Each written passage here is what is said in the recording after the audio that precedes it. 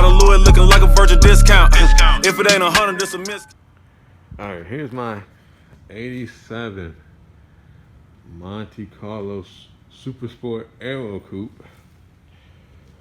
The paint that you see here, right there, that's just overspray from doing the inner fender and the door jambs.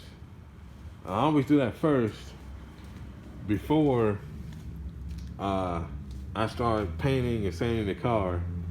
I'm not going to use primer with this because this body is actually not too bad and there's primer under here.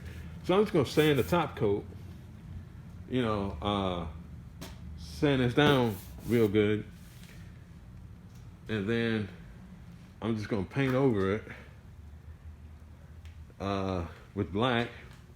These spots here, I put primer right here because I sanded through the primer and I sanded through the metal. I sanded through the top coat and I sanded through the primer, so it was just bare metal. That's why I put the primer there. In case anybody's wondering why you would put primer there but not primer here, because I didn't sand through this part.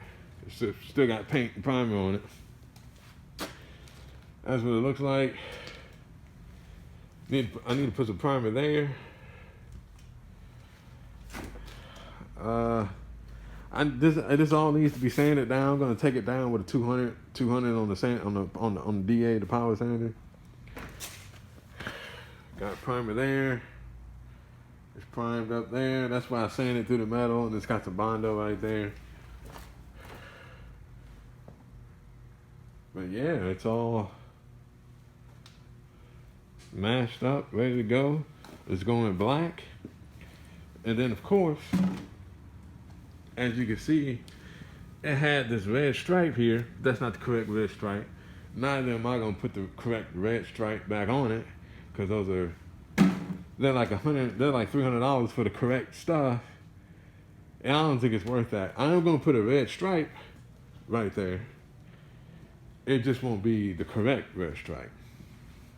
It's gonna be the correct size, but it won't be the correct red stripe.